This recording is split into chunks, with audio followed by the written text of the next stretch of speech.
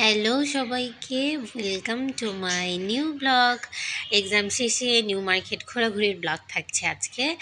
আমি শেয়ার করবো আপনাদের সাথে আসলে নিউ মার্কেটে যে ঘোরাঘুরির যে এক্সপিরিয়েন্স সেটা আমার কেমন ছিল। তো আমরা প্রায় সময় যেহেতু এইখানেই আমাদের ক্লাস সব কিছু, তো আমরা নিউ মার্কেট প্রায় ঘোরাঘুরি করি। তো আজকে এক্সাম শেষে মনে হলো ঠিক আছে একটু নিউ মার্কেট ঘুরে আসি, আমারও একটু কাজ ছিল। তো আমরা সবাই মিলে চলে আসলাম জুতার সেক্টরে, জুতা দেখছিলাম বাচ্চাদের। তো বাচ্চাদের এই জুতোগুলো মামা 250 টাকা করে চাচ্ছিল। বার্মিজ জুতা ছিল।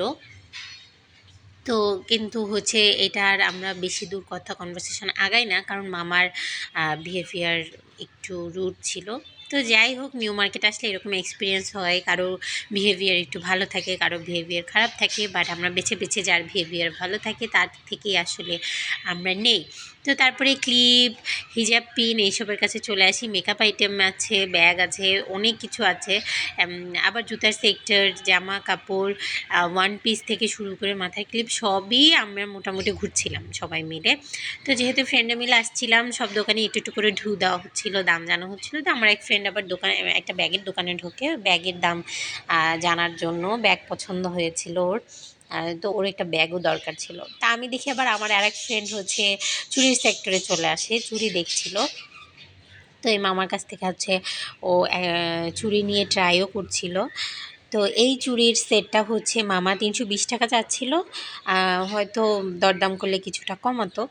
নিউ মার্কেটই হচ্ছে দরদামের জায়গা।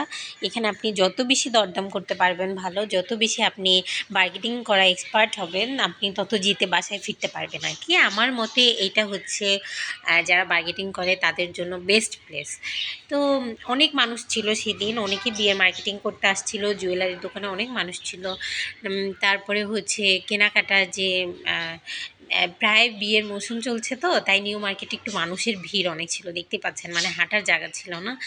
তো আমরা হচ্ছে অর্নামেন্টস এইসব দোকানেও একটু দেখছিলাম, তবে এত রাশ ছিল বেশি একটা দেখার সুযোগ হয় না আমাদের। তো আসলে আমরা যে কারণে নিউ মার্কেটে সেদিন গিয়েছিলাম সেটা হচ্ছে আমার চশমার জন্য। আমি চশমার দোকান খুঁজছিলাম জুয়েলারি সেক্টরে, যে বোঝেন অবস্থা। তো একজন মামাকে জিজ্ঞেস করে, সে বলে আমরা পিছনে একটা চশমার দোকান ছেড়ে আসি। তো আমরা সবাই হাসাহাসি করছিলাম যে চশমা নাই, তাই চশমার দোকান দেখতে পাচ্ছিলাম না। তো যাই হোক, আমাদের ঘোরাঘুরি প্রায় শেষের দিকে, কারণ মাগরিবের আজান দিয়ে দিয়েছিল চারপাশে। তো আমরা যাওয়ার আগে হচ্ছে দেখতে পাই পিঠা মামা বসে। তো একটা পিঠা না ট্রাই করলে তো হয় না, তো পিঠা ট্রাই করি। দেন হচ্ছে আমরা শীতের দিনে এই পিঠা না খেলে আসলে দিন শেষ হয় না। তো পিঠা ট্রাই করার পরে হচ্ছে বাসায় আমরা চলে যাই। নেক্সট ব্লগে অবশ্যই আমি নেক্সট দিনের আমার বাসার কাজ দেখাবো। ধন্যবাদ, সবাই ভালো থাকবেন।